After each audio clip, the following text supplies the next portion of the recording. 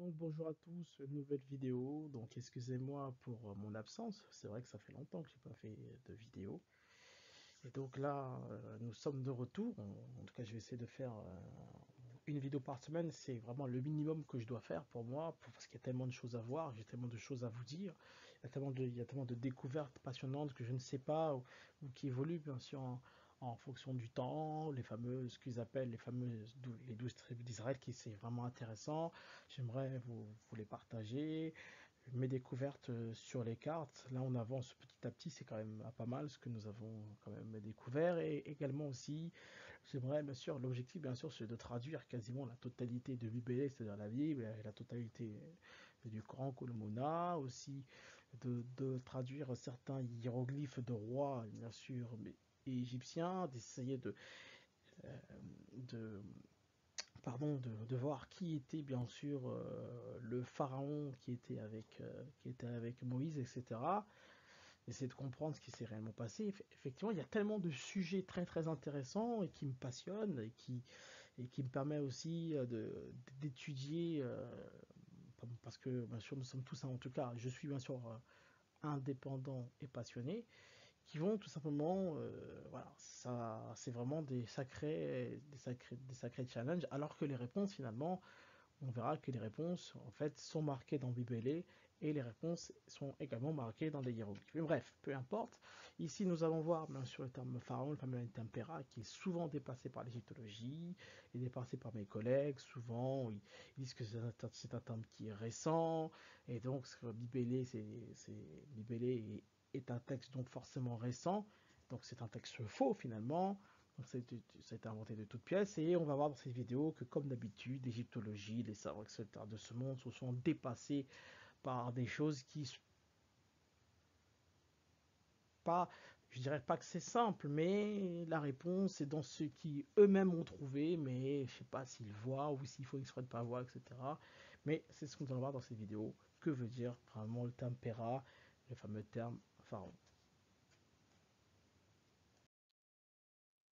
Donc, la première des choses, comme vous avez l'habitude, c'est de regarder que veut dire le terme pharaon. Donc, c'est la première chose qu'il faut faire. Donc, vous avez quelque chose qui bloque, donc forcément, vous vous demandez qu'est-ce que cela signifie. Donc là, on voit que c'est Wikipédia. Donc, Wikipédia, bon, voilà, c'est quelque chose de rapide. Après, on aurait pu utiliser autre chose, mais c'est juste pour voir à peu près les grandes lignes.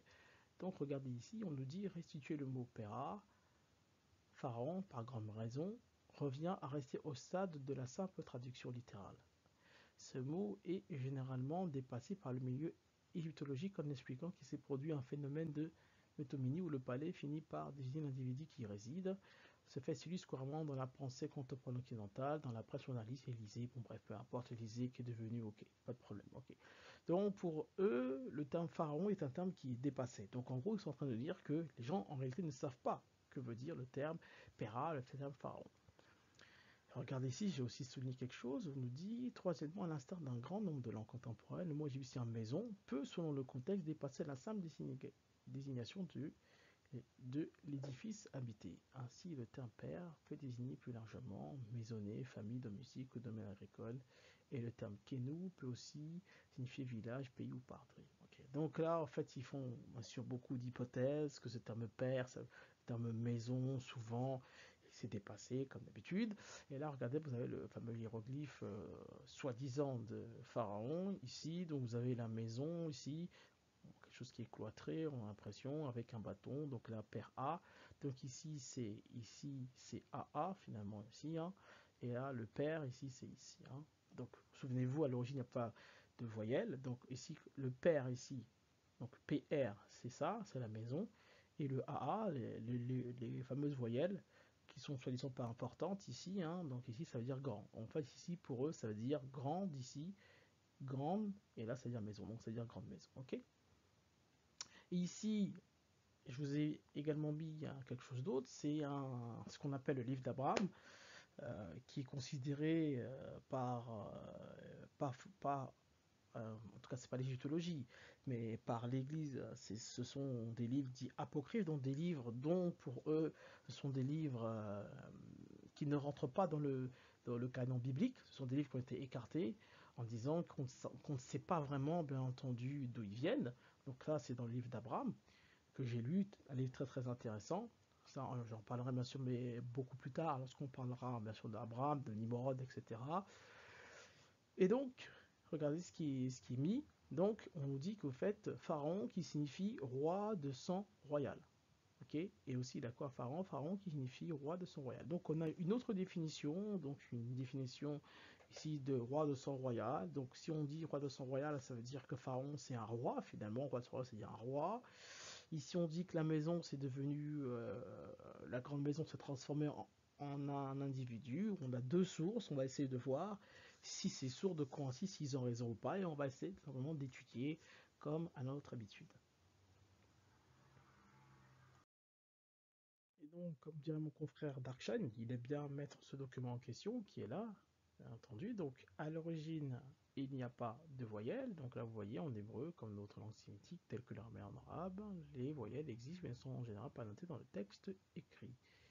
Et regardez ici, l'absence de notation des voyelles permet d'échapper au poids massif de la présence du sens qui ne laisse aucun jeu à l'imaginaire. Cette absence permet d'éviter les pesanteurs du repos, etc. Donc, à l'origine, il n'y a pas de voyelles. Et il n'y a pas longtemps, même s'il y a longtemps, on va dire ça comme ça, j'ai découvert que homme ne se dit pas que Adam ou des Heb. Alors il n'y a pas de voyelle. Okay, donc j'avais fait une vidéo sur Adam. On a vu qu'en langue africaine, ça donne Undama, ça donne également Moutou. Je ne savais pas que homme se dit également mat en hébreu moderne. Et j'ai trouvé ça avec un hasard fou. Et là, c'est magnifique car on prouve encore une fois que les langues africaines sont bien à l'origine des langues du monde, tout simplement, et même, ça confirme bien entendu ce que dit la science, car la science dit que, bien entendu, l'être humain vient simplement de l'Afrique, et comme d'habitude, bien sûr, on le prouve, bien sûr, par cela. Ok. Donc on voit mat, ça veut dire mal homme, donc à l'origine pas de voyelle, donc mat, mt, donc à l'origine il y avait mt, donc on a rajouté des voyelles qui veut dire mat en hébreu moderne, on sait que maintenant que l'hébreu c'est les langues africaines, hein, bien entendu. Et regardez ici, donc homme ici, et là vous voyez Moutou, c'est-à-dire les gens, les humains, les hommes. Ok, donc mat, ça donne Moutou ici. Donc en réalité c'est Moutou qui a donné mat, bien entendu. Donc le plus haut, bien sûr, de la pyramide, ce sont les langues africaines, donc ce que je mets au niveau 0. Niveau 1, je mets les modernes, c'est-à-dire Bibélé. Niveau 2, je vais mettre les langues coraniques, je vais mettre le Coran. Et en niveau 3, souvent je vais mettre le grec, le latin, etc. Okay, après au niveau 4, parfois je mets le français, l'anglais, etc. Donc c'est juste pour vous donner un ordre. Parfois j'intervertis le niveau 2 et le niveau 3. Entendu, ça dépend tout simplement du mot recherché, si j'ai directement le mot en grec ou le mot en arabe, peu importe. Ok, donc voilà. Donc mat, moutou, vous voyez ici qu'à l'origine il n'y a pas de voyelle. Ok, donc voilà, voilà. Et donc, comme à nos habitudes, donc l'étymologie, hein, donc pour ceux qui suivent simplement nos vidéos, donc je fais quelques rappels ici. Donc vous savez que l'écriture proto-sinaïtique est égale à l'écriture hiéroglyphique, on l'a vu bien sûr X fois, d'où je pose simplement mes niveaux ici. Donc je fais des rappels, donc le K égale le G égale le H, L, R, Q. On a quelques exemples, je vous donne, donc vous savez, pour ceux qui suivent souvent nos vidéos, donc Kadhafi en français, en anglais se dit Kadhafi. La rivière de Revironza se dit parfois la rivière de Louvironza. Donc le R égale le L, le G égale le K, etc. Donc C égale le S égale le K égale le Q. Donc les exemples, Congo avec un C, Congo avec le K, etc. Donc là j'explique tout simplement tout ce que nous avons découvert au niveau étymologie. Et on se rend compte que l'étymologie du monde, en fait, est calée sur les langues africaines en réalité. Hein. Et donc, j'ai trouvé un texte qui est ici extraordinaire ici. Donc je demande aux personnes de me trouver ce livre. Donc à chaque fois je le demande dans les forums, mais personne n'est capable de me donner ce livre en question. Donc celui qui a fait simplement ce dessin, il est quand même extraordinaire. Hein. C'est vraiment extraordinaire ce qu'il a fait ici. Donc il a mis ici, regardez, les langues Congo ici en premier, après il a mis les hiéroglyphes, après il a mis le proto-sinaïtique, le proto-arménien, le phénicien, grec, araméen. Mais en fait ce qu'il a fait comme tableau, c'est complètement magistral. Donc ça, celui qui a fait ce livre en question, en tout cas, c'est un livre que je recherche depuis longtemps, mais je ne l'ai jamais trouvé. Celui qui a fait ce livre, et c'est vraiment magique, magistral. Ok. en tout cas celui qui a fait écrire le livre, il a tout simplement tout compris sur l'origine, tout simplement du monde et sur l'évolution, tout simplement des langues.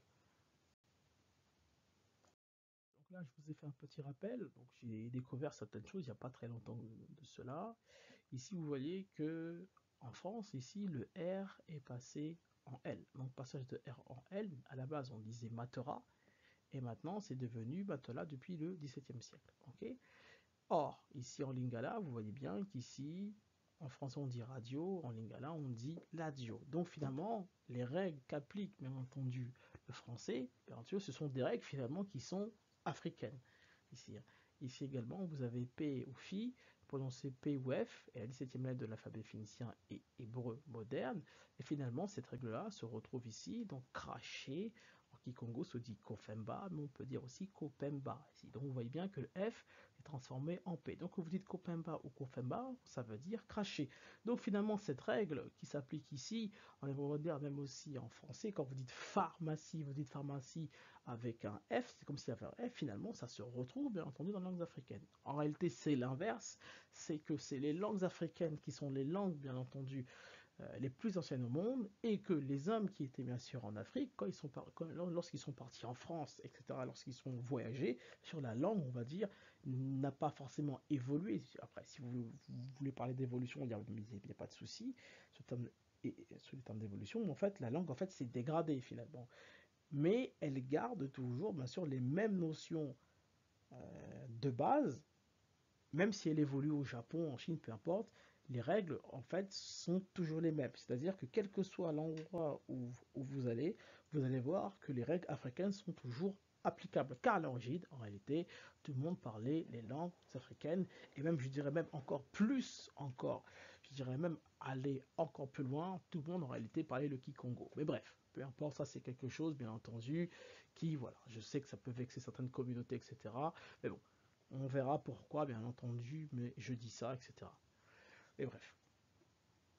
Donc, l'étymologie utilisée, donc l'étymologie qu'on va bien entendu voir normalement avec le terme Pera et le terme pharaon, c'est que le R égale le L. Donc ça, va falloir qu'on analyse ça. Donc le F égale le P, le F égale le H. On sait que le H bon, égale, en tout cas le F égale le H, c'est-à-dire que le H est parfois nasal, donc le F on peut l'enlever, hein. Donc le ND égale D égale L, comme on vous a donné l'exemple, les exemples qu'on vous cite tout simplement régulièrement. Donc en lingala on dit expliquer, on dit limbola, ou parfois on dit limbola, donc vous voyez que le ND égale L, ici L égale D, en français on dit D, les, ici hein, D, les enfants, des enfants, c'est le pluriel, donc vous voyez finalement c'est quasiment la même chose, hein. Et ça, c'est expliqué par le lingala, le kikongo. Donc on dit lilusu, parfois on dit lidusu, hein, le L égale D. Donc c'est pour ça qu'en français on dit les enfants ou des enfants. Okay, d'où ce qu'on attend de PRA ici. Donc on attend aussi PR. Donc ça c'est PR, c'est, on va dire, c'est du grec, du latin, ou si vous voulez l'appeler de l'égyptien, ça c'est peu importe. Mais nous, ce qu'on s'attend à voir, on peut s'attendre à avoir du PR, ça c'est possible. Mais on peut s'attendre aussi à avoir du F, du PL, du FL, du FND, du PND pour ce terme PERA, pour le terme pharaon, donc PRN, donc l'explication du terme latin, pharaon. Donc on doit s'attendre à du FLN, du PLN, du PL, du FL, etc. Okay, donc c'est ça qu'on doit s'attendre comme terme pour bien sûr expliquer pharaon, expliquer PERA. Et même si on va un peu plus loin, je vais mettre le stylo, c'est ça que je ne vous ai pas expliqué. Donc c'est finalement le PR égyptien. Ici, c'est transformé ici en pérenne.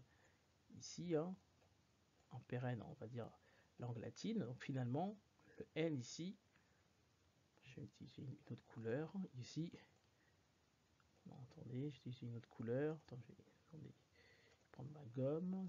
Voilà, ici, je prends une autre couleur, je vais mettre le vert.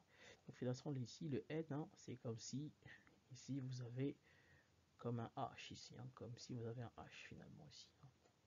Ok, donc là, voilà, donc là c'est la partie, donc là ici c'est la partie, pardon, ici c'est la partie Pera, donc la partie égyptienne on va dire, et ce terme ici PRN c'est la partie latine, donc le PR ici sont transformés en PRN. Hein. Donc j'espère que vous comprenez, donc on est passé d'ici à là. Ok, donc en fait, vous voyez ici un peu, c'est comme si ça s'était un peu détérioré, entre guillemets, hein, ou la langue a évolué, comme vous voulez. Ok, donc voilà. Donc, je me suis intéressé à d'autres collègues. Bon, j'aurais pu mettre aussi des vidéos YouTube d'autres collègues qui ont déjà parlé de Pera, de Pharaon, etc. Mais je trouve que c'était pas très très intéressant car il répétait ce que disait l'égyptologie. Donc, à partir du moment où vous répétez ce que disait l'égyptologie, il n'y a pas vraiment d'évolution. C'est que vous n'avez pas étudié vraiment le sujet en question. Il faut aller un peu plus en profondeur que utiliser les termes que les égyptologues mettent, hein, en sachant que les égyptologues ont fait un très gros travail, ça, il n'y a rien à dire, mais il faut aller quand même en profondeur. Et donc ici j'ai trouvé je sais même plus d'où ça vient, j'avais trouvé ça sur un site, et voilà, j'ai regardé, mais finalement j'aurais peut-être pas dû le mettre, car finalement il répète exactement ce que disent les gens, la plupart des personnes, et bon, j'ai quand même voulu le publier. Donc il dit l'origine du mot pharaon est-elle africaine. Donc ça c'est une question qui se pose, et lorsque j'ai vu ça, j'ai dit ah, très intéressant. Donc là, il nous dit les Africains anciens connaissent-ils le terme pharaon et l'ont utilisé à leur époque? Telle est la question que pose ici l'auteur, à qui nous cédons la parole. Donc là, voilà, il y a plein de sujets, etc. Donc là, il nous dit il dérive du légicien Pera qui désignait le palais, Père désignait le domaine, le lieu, et A signifiait grand, Père était donc le grand palais. Pera est un grand palais. Donc vous voyez bien que ce qu'il a fait ici, c'est qu'il n'a absolument rien fait. Il n'a absolument rien fait, c'est qu'il répète ce qu'a fait l'égyptologie ici, là. Ok. Et ensuite, bon, il fait plein d'analyses, etc., etc. Après, regardez ce qu'ils disent ici. Ils disent que jamais ils ne furent nommés de la sorte. Même si de nombreux auteurs et écrivains désignent les rois d'Égypte comme des pharaons, il s'agit très souvent d'anachronisme. Le vocabulaire égyptologique est souvent complexe et il faut le manier avec prudence. Outre Pharaon, le Sibsantli vizir est lui aussi d'origine étrangère. Cette fois, il s'agit d'un nom d'origine turque. Ça, c'est complètement faux. C'est bien sûr d'origine bien sûr africaine, car tous les mots en réalité sont d'origine africaine. Ça, il faut bien sûr le savoir. Bon, un vizir, j'aurais pu aussi vous le traduire, un vizir, ce que ça veut dire vizir dans les langues africaines. Bon, ça, je sais pas, c'est pas très très. Je sais pas que c'est pas intéressant, mais peut-être que je ferai une vidéo sur le terme vizir. Donc en égyptien, africain ancien, le mot vizir se lisait Teiti Zab Tiati, donc ça c'est ce que lui pense, mais on verra que pas du tout. Mais bref, peu importe. Donc il fait une analyse, donc bon, on s'aperçoit qu'il n'a pas, il répète vraiment ce que disent les égyptologues. Or, si on fait juste une analyse posée, très très posée, regardez ce qui se passe. Pourtant, nous sommes bien sûr indépendants, hein, bien entendu, comme je dis bien. Ici, vous avez le terme père A. Ok, père A. C'est vraiment qu'à l'origine, il n'y avait pas de voyelle. Donc ça donne, pardonnez-moi, attends, je prends la gomme. Je donne le terme père. Donc le terme père, je donne ici PR. Ok. Maintenant, si on ajoute les voyelles, donc là je vais mettre les consonnes, PR, toujours ici. Mais si on ajoute juste des consonnes, ici, pardon, des voyelles, pardon, on va les mettre en verte. Je vais les mettre en minuscule, ici, si je mets un E ici, ici je mets un E ici, bah, en français ça donne père.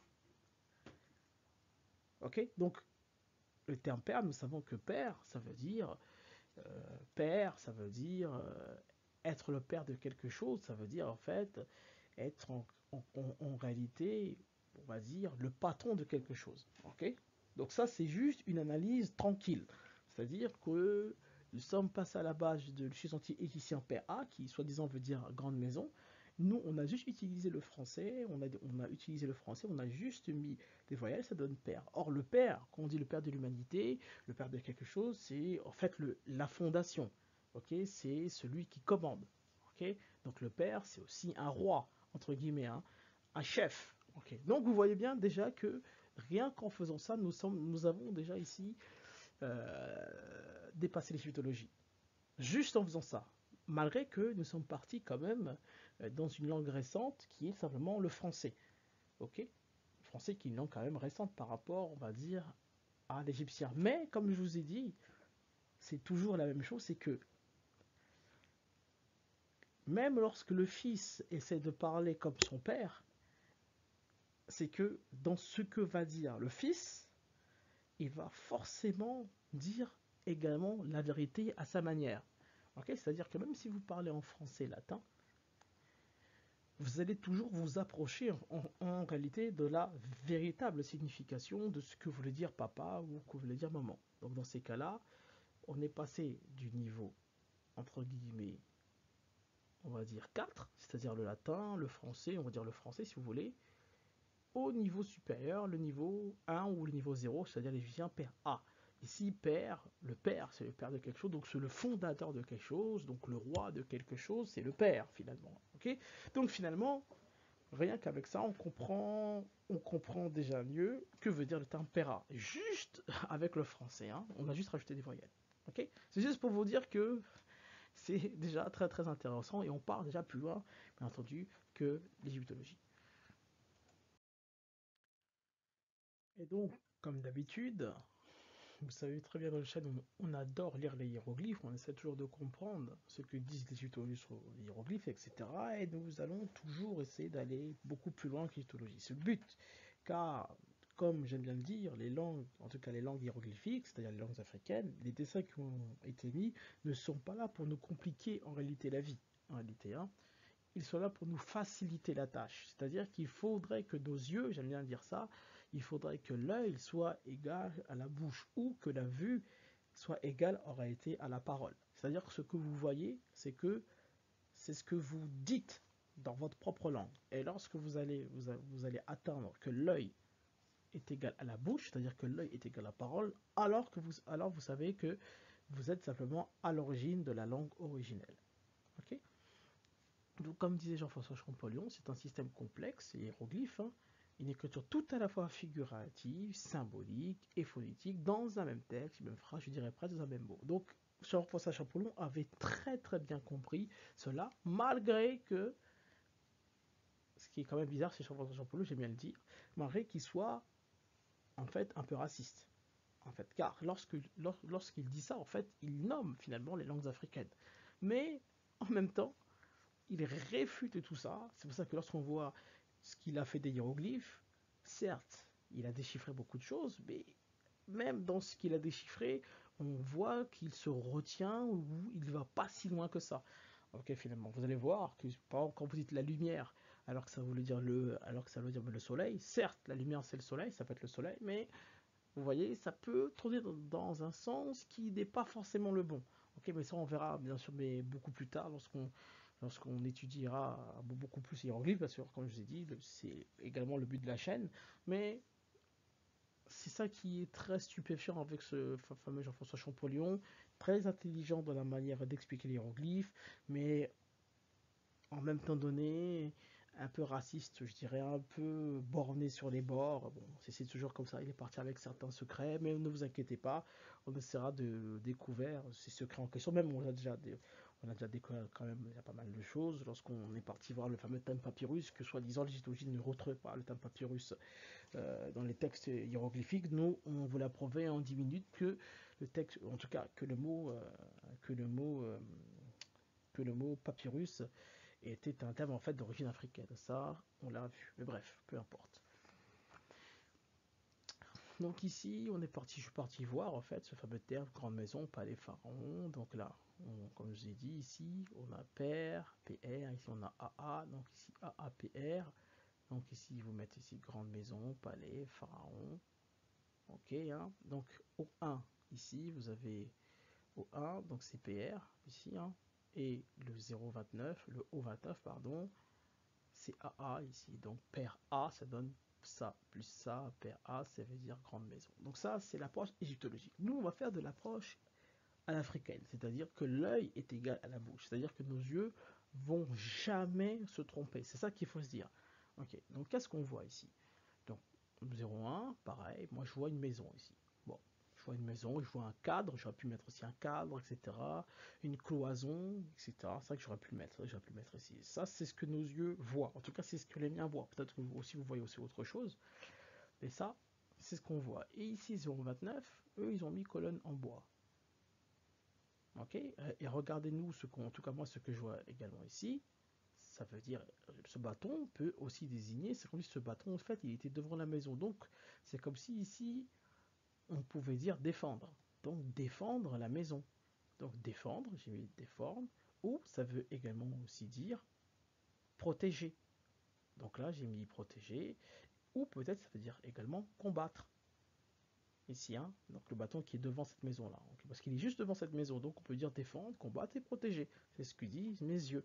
Okay, et donc finalement, si on fait l'analyse, euh, donc ça plus ça, moi, dans la langue, en tout cas dans les hiéroglyphes, pour traduire ce hiéroglyphe-là, moi je dirais défendre ou protéger sa maison. Ok, ça c'est l'approche bien sûr un peu plus poussée que l'égyptologie qui disent que ça veut dire juste grande maison. Ok, donc on aurait pu dire aussi pareil que, là on pourrait dire qu'ici le bâton va de là à là, va d'ici et ici, donc ça veut dire qu'en fait que cette maison-là, elle est grande. Ce qu'ils ont dit, c'est tout à fait correct de la part de l'égyptologie. Donc c'est correct. Donc voilà. Donc là, de là à là, grande maison, ça marche. Ça, c'est ça, il n'y a rien à dire. Mais bien entendu, nous venons rajouter cela. Je viens rajouter cela. Je dis que ça peut aussi valoir, ça peut aussi dire défendre, protéger et combattre sa maison. Ici.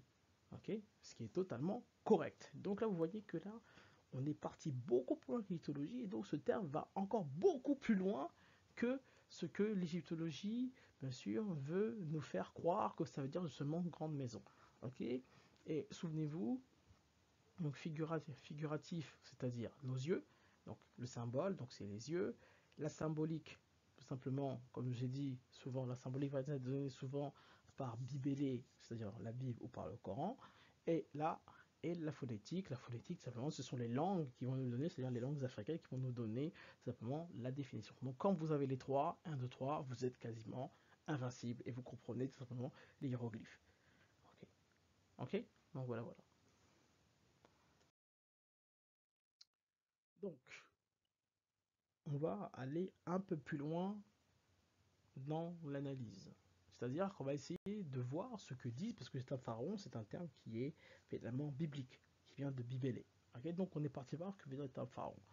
Ici, le terme pharaon se dit paro, ici en hébreu moderne. Okay, ça veut dire le grand palais. Et là, ils nous disent d'origine égyptienne. Ok, il n'y a pas de souci, donc c'est-à-dire que ça s'arrête. Okay, donc origine égyptienne, origine africaine. Même s'ils aiment bien dire égyptien, en fait, c'est d'origine africaine, même peu importe. Ici en hébreu, ici, nous savons que PR égale également PL. Ok, donc en hébreu, on dit pas là. Ici, hein, pas là. Et ça veut dire être merveilleux, extraordinaire, au-delà de ses possibilités, faire une chose dure, etc., etc. Donc pas là. Ok, on a aussi le terme para, donc paro, para, qui veut dire la vache. Ça veut dire également génisse, donc une vache. Ok, donc paro, para, une vache. Ok, une vache, c'est quelqu'un qui a deux cornes. Deux cornes.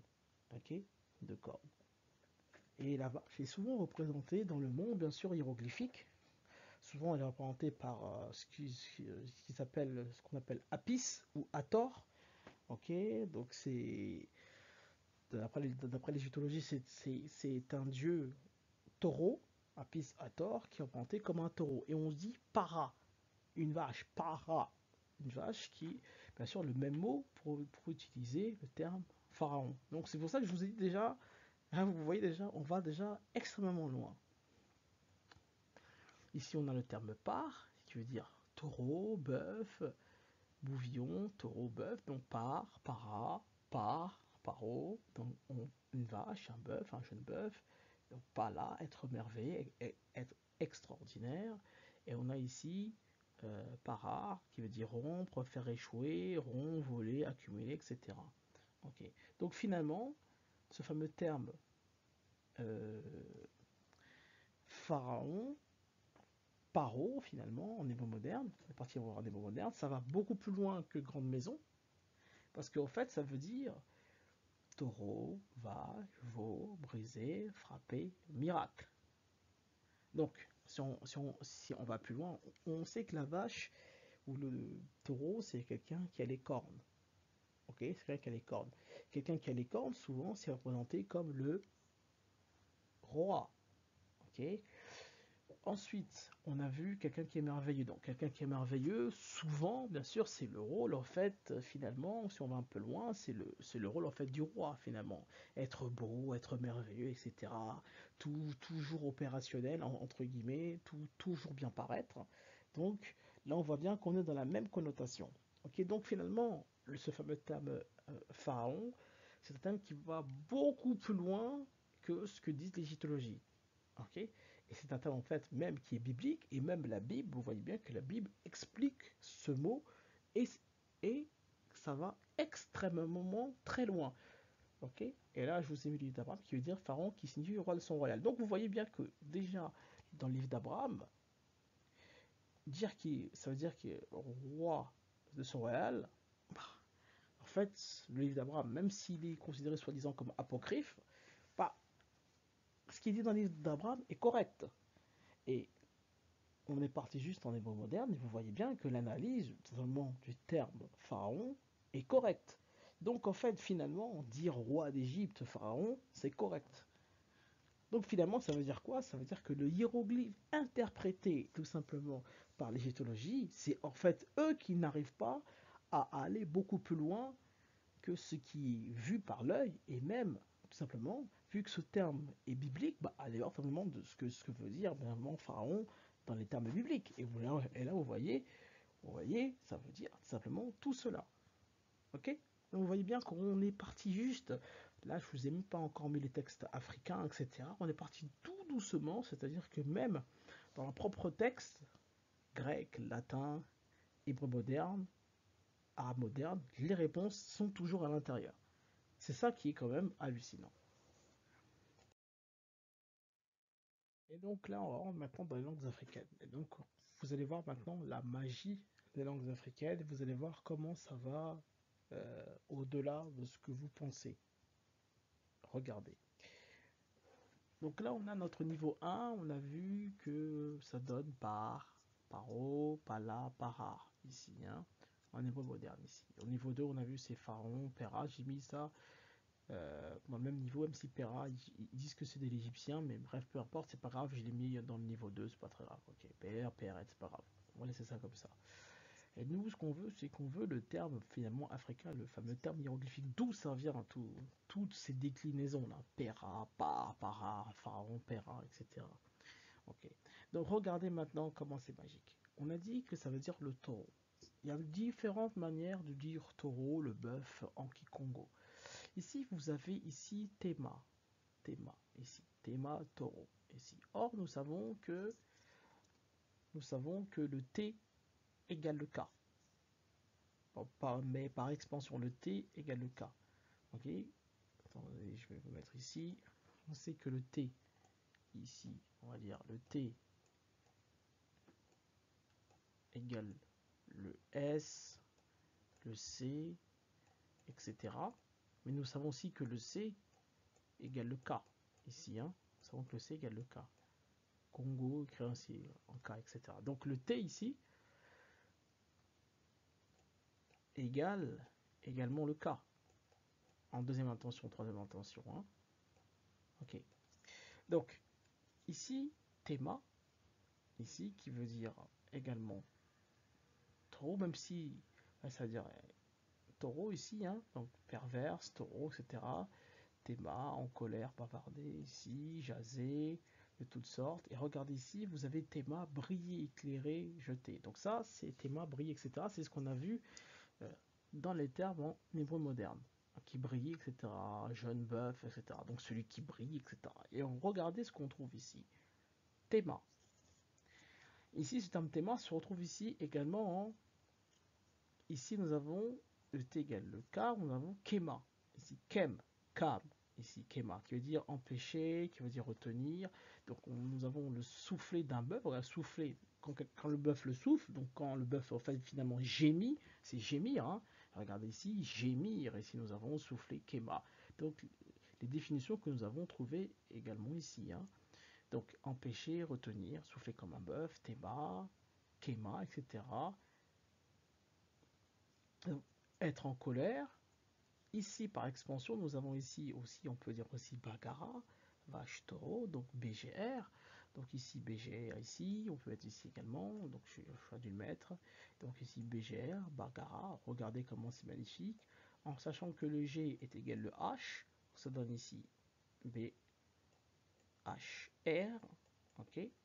Mais donc ça veut dire qu'on se retrouve ici avec BR ici. Mais vous savez que le B est égal au P. Donc parfois on dit pour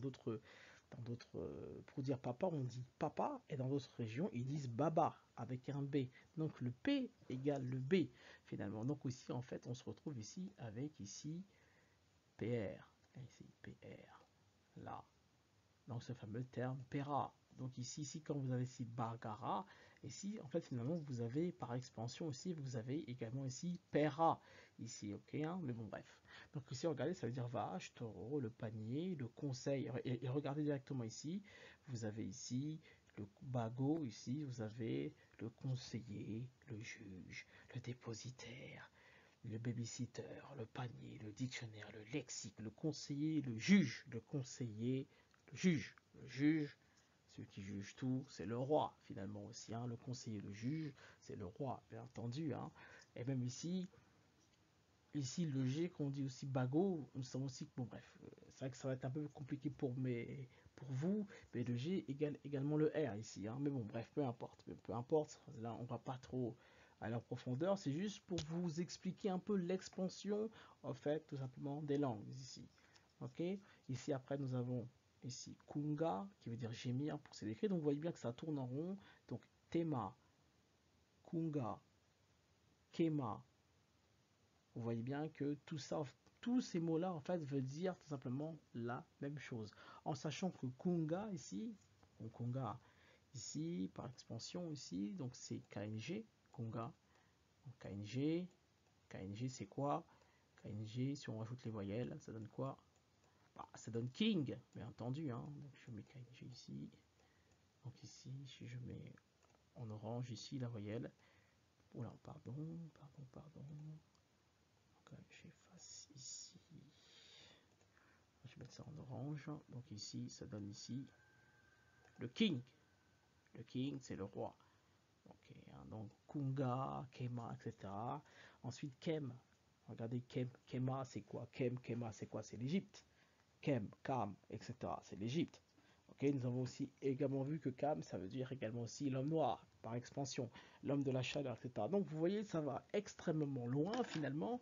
Juste avec que ces termes en question, ça va très très loin. Donc ça veut dire quoi? Ça veut dire que t'aimes, TM, ici, ça donne ici KM, ici, ok? Et ça aussi, ça nous donne aussi, ça va plus loin, ça nous donne aussi KNG, ici, par expansion, ça donne aussi KNG. Ça donne également ici BGR, par expansion. Donc ça va extrêmement, BR, etc. Ça va extrêmement loin. Et là, on est en train, tout ça, ce que je suis en train de vous mettre là, c'est en train simplement de vous expliquer l'origine de l'Égypte. C'est en train de vous expliquer l'origine également du pharaon, mais c'est vrai que là, on n'a pas trop vu le fameux P, le fameux P pour l'instant, qui n'apparaît pas. Mais c'est juste pour vous dire déjà dans quoi déjà on s'embarque quand on utilise, quand on veut bien sûr aller en profondeur, le terme taureau, etc. Qu'est-ce que ça signifie le taureau? Parce que le taureau, en fait, finalement, ça veut dire l'Égypte, évidemment. Donc l'Égypte, et on vous dit, ça veut dire aussi le conseiller, le juge, le roi. Ok, en fait, tout ça, en fait, finalement, on tourne en rond. Et en fait, ce que je veux vous dire là, le fait de trouver ici KNG, finalement, vous êtes en train de dire que KNG, finalement, est égal à également l'Égypte. Donc, ce qui signifie par expansion, ça on verra beaucoup plus tard, que l'Égypte, en réalité, l'Égypte et Israël, finalement, c'est la même chose. Mais bon, ça on verra bien sûr, mais beaucoup plus tard. Bien sûr, ça, on va dire, c'est un peu compliqué pour l'instant. Pour ceux qui suivent nos vidéos depuis longtemps, je ne sais pas s'ils comprennent, mais bon, c'est juste pour vous dire que on vous ramène dans quelque chose qui c'est quelque chose de magistral. Ok? Donc, ici, regardez ici, nous avons après le fameux P qui apparaît ici. Donc, nous avons aussi Palou, ici, qui veut dire une idole, un petit gris. Ici, regardez ici, magnifique. Vous avez ici Pella, Pella, allumer, s'allumer, briller, brûler, enflammer, être aiguisé, devenu aigu, être effilé. Or, on a vu tout à l'heure que par là, par rare, on a ce qu'on appelle le jeune bœuf, le jeune taureau. Bah, quelqu'un qui est jeune, c'est quelqu'un qui s'illumine, quelqu'un qui s'allume, quelqu'un qui s'enflamme, quelqu'un qui est bien aiguisé. Et regardez ici le terme pella qui est ici. Et regardez ici, vous avez aussi pala qui veut dire tibler un endroit, qui ça veut dire nettoyer. Et vous voyez comment les langues africaines augmentent? C'est magistral. Donc j'ai fait ici un petit aparté. Donc là, je vous ai mis Apis, Apis ou Api ici. Donc ici, j'ai mis, regardez, c'est aussi à Saqqara que l'on trouve les tons des taureaux sacrés Apis dont le culte est rendu à Memphis. Ici, donc Apis, finalement, ici, enfin, ce fameux jeune taureau, le taureau en question, le fameux Apis, ici, finalement, ici, on s'aperçoit que finalement, son hiéroglyphe qui veut dire Apis, ça veut également dire, je vous écoute, bah, ça veut également dire pharaon. Puisqu'on a vu que taureau, ça veut dire pharaon. Donc en fait, lorsque vous voyez ce hiéroglyphe en question, donc dans l'égyptologie ici, on va mettre ici, dans l'égyptologie ici, pour eux, ça veut dire PS. Ici, ça veut dire PS pour eux. Pour eux, ça c'est Api, hein, Api. Ok. Mais là, finalement, on a vu que ça ne veut pas dire que PS, car pharaon veut également dire taureau, veut également dire vache. Donc ça veut dire que ici, par expansion, bah, vous avez ici Pera. Vous avez PR ici. Donc ici, ça veut dire également PR ici. Hein. Donc ça veut dire également PR ici. Hein. Et ça veut dire PR. Ça veut dire également ici PR ici. Hein, par expansion. Ok. Donc en fait, taureau, la représentation du taureau, quand vous dites le taureau, vous dites également pharaon. Vous dites également Pera. Est-ce que vous comprenez? Est-ce que vous comprenez? Nous répétons. Le terme pharaon veut également dire taureau. Donc ça veut dire que le hiéroglyphe de Hapi, ici, donc ces termes en question que nous avons ici, veut également dire pharaon. Donc ça veut dire pharaon, ça veut dire pharaon, ça veut dire pharaon, donc ça veut dire pharaon. Ok. Donc ça ne veut pas dire que Hapi. Ok. Par expansion là, regardez, vous avez la translittération de Henning, la translittération de Henning, pour lui, ça veut dire que le P ici, tout ça, ça veut dire que P ou PS, parce que le S, bien sûr, n'est pas prononcé. Donc, vous dites PS ou P, c'est pareil. Ok, hein, c'est pour vous dire. Ok. Donc, dans la translittération de Henning, donc la traduction aussi pour ECP, ça, en réalité, ça veut dire également pharaon, ça veut dire également Pera ici. Pera, Pera. Donc, finalement, le hiéroglyphe que nous avons vu sur Pera est en réalité faux, car d'autres hiéroglyphes veulent également dire Pera, finalement. Et on parle de l'époque de Hapi. Donc ici, on dit que c'est à Saqqara qu'on trouve les tombes des taureaux sacrés après dont le culte est rendu à Memphis. C'est-à-dire que ce terme pharaon, finalement, est un terme beaucoup plus ancien que ce que veulent dire la plupart des youtubeurs et la plupart des égyptologues, bien entendu. C'est que ils ont cru que juste le hiéroglyphe où il y a la maison et le bâton veut dire Pera. En réalité, il y a beaucoup plus tout simplement que cela. Rien qu'en voyant Hapi, on dit simplement pharaon. Ok.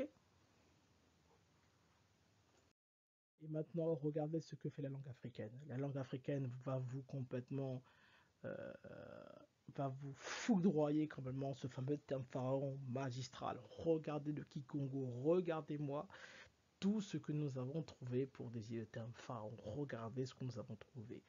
Pas là, avancer, sortir, parvenir, travailler ou faire quelque chose en vain, frapper, pousser en avant, jalouser. Bah, pharaon, lorsqu'il était jaloux, que Moïse, tout simplement, prit un dieu qui lui est simplement en réalité presque maintenant devenu étranger. Donc le fait que le pharaon se jalouse, bah, c'est la définition du pharaon, jalouser, grand bassin, adulte, devenir mince, devenir chétif, bah, c'est ce qui est arrivé bien sûr au pharaon, en tout cas dans certains pharaons, Palana, se mettre en travers, aller ici de droite à gauche, comme dans une lutte, chanceler, donc c'est-à-dire être en lutte. C'est-à-dire quand tu es pharaon, tu vas être forcément être. Ça veut également dire être en lutte. Donc lutter contre quelque chose. Lutter quelque chose, nous savons que les pharaons ont souvent lutté contre Dieu. Mais lutter contre Dieu, finalement, c'est être aussi, par expansion, Israël. Mais bon, bref, peu importe, ça on verra beaucoup plus tard. Mais s'efforcer d'être bon, s'efforcer de surpasser, laisser donner la place, faire quitter une femme, Maintenant, nous avons foula, fouillé, monté, débordé, une grande plaie, blessure. La blessure de l'Égypte, hein, foula, regardez foula. Foula, souffler, le fameux souffle du bœuf, on le retrouve ici, rentre par la bouche et par les narines. Forger, aiguiser, travailler par forger, réveiller. Foula, chemin, chantier, route. Regardez ici, vous avez même la définition ici du hiéroglyphe, hein, de Hapi. Regardez ici le chemin, le chantier. Je ne sais pas si vous vous en souvenez du hiéroglyphe de Hapi. Regardez, je vais vous mettre. Hapi, à un moment donné, dans le hiéroglyphe, c'est vrai que j'ai pas mis le texte ici, mais Hapi, à un moment donné, c'était ça. Hapi, hein. Ça. Il y a un hiéroglyphe qui était comme ça. Ça, en fait, c'est un chemin. Ici, ça. C'est comme un chemin. Ici, ça, il y avait un hiéroglyphe dans Hapi, mais c'était cela. Donc ça, c'est comme un... Pardon, je vais mettre ici. Donc ça, c'est comme le chemin. Ici, l'arrière, regardez, le chemin, le sentier, la route. Donc Foula, donc Hapi veut dire également pharaon, veut dire également Foula. Ok, Foulou, Fila, Fila, Foulana, frayer, s'accoupler, Palana, s'efforcer. Donc là, vous avez le terme pharaon, donc le terme PRN, donc PLN, on retrouve ici. Vous avez le terme Pera, Pala, Foulou, Foula. Et là, c'est ça que j'aurais dû également aussi souligner. Je ne l'ai pas fait ici, j'ai pas fait. Donc ici, ouais, ici vous avez ici Foulana, j'ai pas vu, mais Foulana qui vient de Foula, frayer, s'accoupler, etc. Ok, donc ici Foulana, Tama également pharaon. Donc là, vous voyez bien que le Kikongo, les langues africaines vont au-delà de la Bible et du Coran, c'est-à-dire qu'ils vont vous expliquer en réalité les fondements des choses. C'est-à-dire que ça va beaucoup plus loin que les textes religieux, car là, on parle bien sûr de la langue originelle, finalement. Hein. Donc c'est très important de ça, et vous voyez comment c'est déconcertant, c'est vraiment magistral. Donc dire que Pharaon veut dire grande maison, c'est tout simplement ne pas avoir compris la signification même, bien entendu, du terme Pharaon. Donc finalement, la conclusion, c'est celle-là. Donc en fait, le fameux terme pharaon, Pera, etc. vient en fait des langues africaines Pela, Pala, Fulu, Pelana, Fulana, etc. Donc les langues africaines qui veut dire tout simplement frapper, jalouser, briller, allumer, être grand, conduire, nettoyer, le roi, le taureau, la statue, etc., etc., etc., etc., etc. Et après, on peut aller encore bien sûr beaucoup plus loin. Donc là, après, je vous ai mis Happy, et là même j'ai également mis également Hathor qui est aussi représenté par un taureau. Ici au fait, et ici vous voyez bien qu'on a vu par les définitions africaines que ces hiéroglyphes en réalité signifient pharaon. Donc la conclusion c'est que l'égyptologie par expansion ont raison finalement d'appeler les rois comme des pharaons, car roi veut dire pharaon.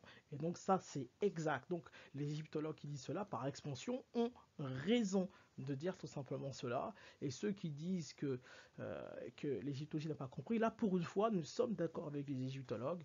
Quand certains égyptologues disent pharaon, c'est-à-dire le roi, ils ont entièrement raison. C'est-à-dire que les pharaons étaient des rois. Mais en disant que vous êtes pharaon, ça enclenche bien entendu autre chose également, car ça veut également dire Israël. Vous verrez que ça veut dire. Bon, après, je ne vous ai pas vraiment expliqué, je n'ai pas voulu aller en profondeur, car on n'a pas encore vu ce que veut dire Israël. Mais être égyptien, être kémite, ça engendre en fait le fait que vous êtes également israélite, d'où leurs histoires sont complètement liées. C'est un duo, finalement, c'est un duo qui est là. Et il faut voir à chaque fois, au fait, si vous regardez le texte biblique, vous verrez souvent que, par exemple, que Jacob retourne en Égypte. Donc, personne, en fait, se demande pourquoi Jacob est retourné en Égypte, mais vous allez voir plus tard qu'on étudiera Jacob, car Jacob, en fait, c'est l'Égypte aussi lui-même. Hein. En fait, c'est l'Égypte également lui-même, car Jacob veut également dire également l'Égypte. Mais bref, ça, on verra bien sûr, mais beaucoup plus tard. Mais ça fait en fait des on se dire, ça fait des duos à chaque fois. Et ça veut dire qu'en fait, les Égyptiens et les Israélites, en fait, étaient tout simplement ensemble. Et ça, on verra bien sûr beaucoup plus tard. Mais bon, bref, c'est magistral. Et même si on va aussi par expansion, également, là, on a vu Fulana, Pelana, etc. Mais finalement, ça donne également le terme Afrique, hein. Égypte, Afrique, Israël, en fait, tout ça, c'est la même chose finalement. Ça tourne en rond finalement, c'est une lutte finalement acharnée entre guillemets entre le bien et le mal à chaque fois qui tourne en rond, etc. Qui donne après le chiffre, ce fameux chiffre zéro. Et bref, en fait c'est un combat en fait entre le nord et le sud finalement, mais le nord et le sud finalement c'est quelque chose qui est lié, etc. Et bon ça on va dire c'est un peu complexe à ce niveau-là, mais ça on verra bien sûr petit à petit, on verra bien sûr crescendo, etc. Donc là on a découvert quand même pas mal de choses, je trouve. Bon, c'est quand même, c'est un pharaon finalement dépasse bien entendu l'égyptologie, il dépasse le fameux soi-disant 18e empire, etc. Alors que bien sûr c'est un terme qui est là depuis bien sûr des décennies et que bien sûr les gens n'ont absolument pas compris que c'est un terme qui va bien entendu au-delà de ce qu'on dit. Donc l'égyptologie pour une fois ont raison par extrapolation, ils ont raison de dire que Pharaon ça veut dire roi d'Égypte car ils ont totalement raison. Ok, donc j'espère que cette vidéo vous a plu, je vous dis à la prochaine, ciao ciao étudiants, étudiés.